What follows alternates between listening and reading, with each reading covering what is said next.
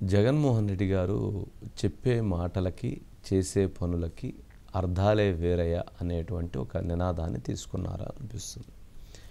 ఇక్కడ ఆంధ్రప్రదేశ్ ప్రభుత్వం ఇప్పుడు నిన్న మనము ఆర్థిక శ్వేతపత్రం పైన ఆర్థిక పరిస్థితులపైన మనం డిబేట్ పెట్టినప్పుడు అందులో మాట్లాడినటువంటి ప్రముఖులైనటువంటి వక్తలందరూ కూడా సుమారుగా 14 లక్షల కోట్ల అప్పు ఉంటుంది అనేటువంటి దాన్ని ధృవీకరించే పరిస్థితి చేశారు. అందులో ఇప్పటికీ కూడా చాలా లెక్కలు తెలవలేదని చెప్తున్నారు. సరే, ఈ నేపథ్యంలో మనము చూస్తే రైతాంగానికి సంబంధించినటువంటి ఒక ముఖ్యమైనటువంటి అంశం, రైతాంగం దగ్గర ధాన్యం కొనుగోలు చేసింది ప్రభుత్వం. ఆ ధాన్యానికి సంబంధించినటువంటి డబ్బులని రైతులకి ఇవ్వాల్సినటువంటి బాధ్యత ప్రభుత్వాన్ని. ఇది ఏదైతే జగన్మోహన్ రెడ్డి గారి ప్రభుత్వంలో ధాన్యం కొనుగోలు చేసినప్పుడు వాటికి సంబంధించి 1674 కోట్ల రూపాయలని 1674 కోట్ల రూపాయలని రైతాంగానికి చెల్లించాల్సింది ఉంది. కానీ చెల్లించలేదు. అది గత 6 నెలల కాలంగా అది ఆ విధంగా పెండింగ్లో ఉంది. మరి ఇప్పుడు వచ్చినటువంటి ప్రభుత్వం, ఈ ప్రభుత్వం కూటమి ప్రభుత్వం, చంద్రబాబు నాయుడు గారు, పవన్ కళ్యాణ్ గారు, భారతీయ జనతా పార్టీ ఇప్పుడు ఆ డబ్బుల్ని చెల్లించే దిశగా అడుగులు వేసి, రైతాంగం డబ్బులు కదా, ఆ రైతాంగానికి సంబంధించిన డబ్బులని వచ్చినటువంటి మనోహర్ గారు బాధ్యతలు తీసుకున్న వెంటనే 1000 కోట్ల రూపాయలని మొదటి విడతగా, ఇప్పుడు రెండో విడతగా 674 కోట్ల రూపాయలని ఈరోజు రిలీజ్ చేయటం జరిగింది. ఈ రెండు డబ్బులు కూడా, ఈ 1674 కోట్ల రూపాయలు కూడా జగన్మోహన్ రెడ్డి గారు ధాన్యం కొనుగోలు చేసి ఆ ధాన్యానికి సంబంధించిన డబ్బులు తెప్పించేసుకున్నారు. ఆయన వాటిని వేరే అవసరాలకు వాడేసి ఉంటారు. కానీ ఇక్కడికి వచ్చేటప్పటికి ఇప్పుడున్నటువంటి ఈ ప్రభుత్వం జగన్మోహన్ రెడ్డి గారు చేసిన అప్పులని, జగన్మోహన్ రెడ్డి గారు చెల్లించాల్సినటువంటి బాకీలని, జగన్మోహన్ రెడ్డి గారు ఇవ్వాల్సినటువంటి ఏదైతే బకాయిలని, వీటన్నిటినీ ఇప్పుడు ఈ ప్రభుత్వం చెల్లించేటువంటి బాధ్యత భుజస్కంధాల మీద వేసుకొని చెల్లిస్తూ ఉంది. అదే మనోహర్ గారు కూడా మాట్లాడింది. ఒకసారి మనోహర్ గారు బయట ఉంటే ఒకసారి ప్లే చేయండి. నమస్కారాలతో పాటు మిమ్మల్ని నేను కోరేది ప్రభుత్వం తరఫున క్షమించమని కూడా కోరుతున్నాను. 1674 కోట్ల రూపాయలు బకాయిలు ఉన్నాయి రైతులకి, ఇంకా ఇవ్వాల్సిందంటే నిజంగా ఆ అవకాశం ఎట్లా కలుగుతుందా అని ఎదురు చూసాం. ఎందుకంటే మీరు పడిన కష్టాలు, పంట పండించడంలో మీరు ఎదుర్కొన్న అనేక సందర్భాల్లో ప్రభుత్వం నుంచి వైఫల్యాలను కూడా మీరు చూసి ఆ ఇబ్బందిని తట్టుకుని తరతరాలుగా మీరు మన జిల్లాకి మంచి పేరు వచ్చేటట్టు మీరు కష్టపడతానే ఉన్నారు. గత ప్రభుత్వం రైతాంగాన్ని సంక్షోభంలో నెట్టేసింది. అంటే ఏ దుస్థితికి తీసుకొచ్చారంటే, కష్టపడి పండించుకునే ధాన్యాన్ని అమ్ముకున్నాక చేతికి మాత్రం సొమ్ము చేరలేదు. ప్రభుత్వం పైన ఒక భరోసాతో, ఒక నమ్మకంతో ప్రభుత్వం అనేక నిబంధనల్ని పాటించమని మీకు చెప్పినప్పుడు మీరు ఎక్కడ కూడా దాన్ని పొరపాటు చేయకుండా ప్రభుత్వ నిబంధనల మేరకే మీరు కష్టపడి పండించిన ధాన్యాన్ని తీసుకెళ్లి కొనుగోలు చేస్తుంటే, అక్కడ కూడా అనేక సందర్భాల్లో మీరే చూశారు, మేము చూసాం ఏ విధంగా అక్రమాలు జరిగిపోయినాయో. మన ముఖ్యమంత్రి గారు చంద్రబాబు నాయుడు గారు ఆ రోజు చేసిన సూచన మేరకు మేము కూడా ఇంటర్నల్గా వర్క్ చేసుకుని మా డిపార్ట్మెంట్లో ఒక నిర్ణయం తీసుకున్నాం. రాబోయే ఖరీఫ్ మాసానికి మీ అందరికీ మాట ఇస్తున్న ప్రభుత్వం తరఫున 48 గంటల్లోనే, కేవలం 48 గంటల్లోనే దానికి అన్ని విధాలుగా కసరత్తు చేసి టెక్నాలజీని ఉపయోగించుకుని ఎటువంటి ఖర్చు అయినా సరే దానికి మేము భరించే విధంగా మేము సిద్ధమై రైతుకు మాత్రం నష్టం కలిగించకుండా మేము నిలబడతాం. ఎక్కడ కూడా మీకు నష్టం కలిగించాం, రైతుల్ని కాపాడుకుంటాం. ఆ భరోసా మీకు ఇవ్వడానికి కోసమే ఈ ప్రభుత్వం ఇటువంటి అడుగులు ముందుకేస్తోంది.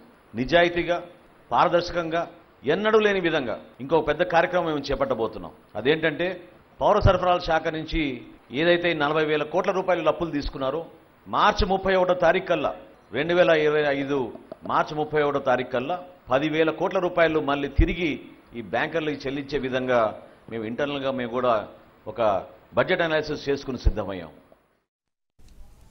అదే వీటితో పాటు కౌలు రైతులను కూడా ఆదుకుంటామని చెప్పని. అంటే 48 గంటల్లోనే ఇక నుంచి రైతాంగం ధాన్యం డబ్బులు అందజేయబడతాయి.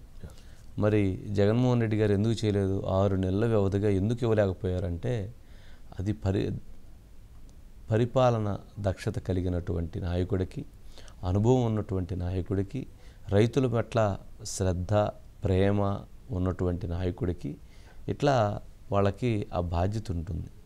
జగన్మోహన్ రెడ్డి గారికి ఇటు రైతుల పట్ల ఆ బాధ్యత లేదు, పారిశ్రామికవేత్తల పట్ల ఆ బాధ్యత లేదు. ఎవరైతే రాష్ట్రం అభివృద్ధి కావాలని కాంక్షిస్తారో, కష్టపడతారో వాళ్ళ పట్ల ఆయన బాధ్యతని ఆయన అసలు ఆ రకమైనటువంటి ఆలోచనలే చేయలేదు అనేటువంటి విమర్శలు వెల్లువెత్తు ఉన్నాయి. లాస్ట్ టైం రైతులకి గోతాలు కూడా ఇవ్వలేని పరిస్థితి అండి ఏర్పడింది. అదే కదా, దాని గురించి ఎవరు అడిగితే కారుమూరి నాగేశ్వరరావు గారు మంత్రి గారు ఆ రోజు ఏదో అన్నారు, ఏమి వెర్రిపప్ప అని చెప్పని, ఆ ధాన్యం డబ్బులు అడిగితే నేను ఎర్రిపప్ప అని చెప్పని, ధాన్యం డబ్బులు రాలేదండి అని అంటే ఎర్రిపప్ప అని చెప్పని మందలించినటువంటి పరిస్థితి ఏర్పడింది. సరే, ఏదన్నా కానీ ఈ జరుగుతున్నటువంటి ఈ పరిణామ క్రమంలో ఇది కొంత సరే ఒక రైతాంగానికి ఒక పాజిటివ్ వైబ్రేషన్ తీసుకొచ్చినటువంటి భరోసా తీసుకొచ్చినటువంటి అంశంగా చూడాలి. దీనికి సంబంధించి మురళి ఉన్నట్లున్నారు. Murali sir good evening sir. Good evening Murali. ఏం జరుగుతుంది, ఏం జరిగింది దీనిపైన? సార్, ఈరోజు మొత్తం మీద ఉమ్మడి ఉభయ గోదావరి జిల్లాలో రైతులకైతే ఒక పండుగ వాతావరణం కనిపించింది సార్.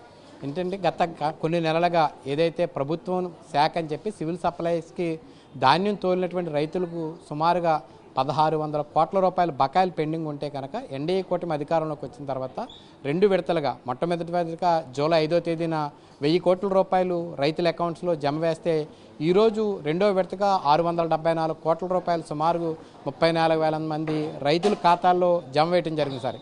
ఈ కార్యక్రమంలో భాగంగా ఎవరైతే civil supplies minister Nadendla Manohar గారు ఉన్నారో ఆయన ఉదయం ఏలూరులో రైతులతో సమీక్షా సమావేశం నిర్వహించారు, సమావేశం అయ్యారండి. మళ్ళీ ఇప్పుడు ప్రస్తుతం మనం ఎక్కడైతే ఉన్నామో అమలాపురంలో కూడా కొద్దిసేపటి క్రితే ఆ సమావేశం ముగిసిందండి. అయితే నిజంగా కూడా ఆయన సివిల్ సప్లైస్ విభాగంలో ఆయన మొట్టమొదటి నుంచి కూడా ఆయన చేస్తున్నటువంటి ప్రయత్నం కానీ, ఆ శాఖలో ఉన్నటువంటి ఏదైతే అవినీతి అక్రమాలు వెలుగులోకి తీయటం కానీ, ముఖ్యంగా రైతులకు చెల్లించిన బకాయిలు చెల్లించే విషయంలో కానీ ఆయన చిత్తశుద్ధితో పనిచేసి ముఖ్యమంత్రి గారిని ఒప్పించి మొట్టమొదటిగా రైతులకు ఇవ్వాల్సినటువంటి 1600 కోట్లు ఇప్పించడం పట్ల రైతులందరూ కూడా ఆనందం వ్యక్తం చేస్తున్నారు. ఎందుకంటే రైతులు ఆరుగాలం శ్రమించి పంటను పండించి తీసుకొచ్చి సివిల్ సప్లైస్కి ఇస్తే కనుక ప్రభుత్వం ఖచ్చితంగా ఇస్తున్న ఒక బాధ్యత భరోసా ఉంటుంది. కానీ సకాలంలో జగన్మోహన్ రెడ్డి గారు అందించలేపారు. ఇస్తాను 21 రోజుల్లో ఇస్తానన్న మనిషి అసలు వాటి గురించి పట్టించుకోలేదు. ఎలక్షన్ వచ్చింది, ఎలక్షన్ అయిపోయి మళ్ళీ ఈరోజు విమర్శలు చేస్తున్నారు. ఆయన టైంలో ఇవ్వలేదు, కానీ ఈరోజు ఇస్తున్నటువంటి ప్రభుత్వం పైన విమర్శలు చేస్తున్నాం అనేది కొంత ఆశ్చర్యాన్ని కలిగించే అంశం అండి. దీంతో పాటుగా ఏదైతే రైతులు ఇంకొక 33 కోట్ల రూపాయలు అంటే గతంలో కిరాయిల నిమిత్తం కానీ లేకపోతే హమాలీల నిమిత్తం కానీ మాకు రాలేదని చెప్పి ఈరోజు మనోహర్ గారి దృష్టికి తీసుకొస్తే ఆయన స్వయంగా వేదిక మీద నుంచి రేపు సాయంత్రానికల్లా 33 కోట్లు కూడా రైతుల ఖాతాల్లో వేసే విధంగా నేను చర్యలు తీసుకుంటాను, నేను హామీ ఇచ్చాను. దీంతో పాటుగా పౌర సరఫరాల శాఖలో మొట్టమొదటిసారిగా అంటే పౌర సరఫరాల శాఖ అనేది రైతులకి సంబంధం లేని శాఖ నిజంగా చెప్పుకోవాలంటే, కానీ రైతులు యొక్క కష్టపడుతున్నారు, ఆ కష్టాన్ని ఎంతో కొంత మనం తీసుకుంటున్నాం కనుక వారికి సబ్సిడీ మీద తార్పానాలు అంటే కళ్ళాల్లో వేసుకునేందుకు అవసరమైనటువంటి బరకాలన్నీ కూడా సబ్సిడీ మీద అందజేస్తానని చెప్పి ఒక హామీ ఇచ్చారండి. అంటే వాస్తవంగా అది వ్యవసాయ శాఖ ఇవ్వాలి, కానీ వీళ్ళు ఇచ్చారండి, మనోహర్ గారు ఇవ్వడం జరిగింది. అంటే నాకు మొట్టమొదటి నుంచి కూడా రాజకీయాల్లో వచ్చినప్పటి నుంచి కూడా వ్యవసాయం అంటే ఇష్టం, వ్యవసాయంలో పడుతున్నటువంటి ఎన్నో కష్టాలు చూస్తున్నాను. ఈరోజు నాకు సివిల్ సప్లైస్ ద్వారా రైతులకు దగ్గరగా ఉండి రైతుల సమస్యలు పరిష్కరించే నాకు ఒక మార్గం దొరికింది. ముఖ్యంగా కౌలు రైతుల విషయంలో కూడా పవన్ కళ్యాణ్ గారు కానీ ముఖ్యమంత్రి చంద్రబాబు నాయుడు గారు కానీ చాలా చిత్తశుద్ధితో ఉన్నారు. రైతులు కూడా కౌలు రైతులకు సహకరించండి అని చెప్పి ఆయన కోరటం కూడా జరిగిందండి. అంటే మొత్తం మీద ఈరోజు ఉమ్మడి ఉభయ గోదావరి జిల్లాలో ఉన్నటువంటి రైతులకు రావాల్సినటువంటి ప్రభుత్వం నుంచి రావాల్సినటువంటి బకాయిలు రావడంతో పాటుగా ఏదైతే సివిల్ సప్లైస్ కార్పొరేషన్ సుమారుగా 4,000 కోట్ల రూపాయలు అప్పుల రూపాయలు రుణాల రూపాయలు తీసుకుంది. ఆ రుణాల్లో 1600 కోట్ల రూపాయలు రైతుకి చెల్లించకుండా ఆ 4,000 కోట్లు కూడా వేరు మార్గాలకు చెల్లించినప్పుడు ముఖ్యమంత్రి గారు అడిగినప్పుడు మొత్తం మీద 100 రోజుల్లో ఏదైతే సివిల్ సప్లైస్ అప్పులు ఉన్నాయో 4,000 కోట్లు, ఆ 4,000 కోట్లు 10,000 తిరిగి రీపే చేస్తామని చెప్పారు సార్. ఇంకొకటి కూడా చెప్పారు సార్, 10,000 రేషన్ డిపోలు కొత్తగా ప్రారంభిస్తాం త్వరలోనే, ఇంటింటికి సరఫరా వెళ్ళే విధంగా అంటే వ్యానుల వల్ల జరిగినటువంటి 18 కోట్లు దుర్వినియోగం సంబంధించి కానీ, శ్రీకాకుళం జిల్లాలో వ్యానులు ఎలా పనిచేస్తున్నాయని చెక్ చేయడానికి 200 కోట్ల రూపాయలు ఊరికనే ఓన్లీ ఇన్స్పెక్షన్కి 200 కోట్ల రూపాయలు ఖర్చు పెట్టారంటే ఎంత అవినీతి జరిగిందో ఒకసారి ఆలోచించండి. సో ఆ వ్యానులు కూడా తిరిగి మేము బ్యాంకులకి అప్పగించబోతున్నాము. అదేవిధంగా 10,000 కొత్త రేషన్ డిపోలు తీసుకొచ్చి ప్రతి కుటుంబానికి మంచి సరుకును అంటే బియ్యం కూడా ఇంకా క్వాలిటీ బియ్యాన్ని అందించేందుకు ప్రయత్నం చేస్తామని చెప్పారు సార్. మొత్తం 2 రోజులు ఈ ఉమ్మడి ఉభయ గోదావరి జిల్లాలో రైతులైతే ఆనందం వ్యక్తం చేస్తున్నారు సార్. రైట్.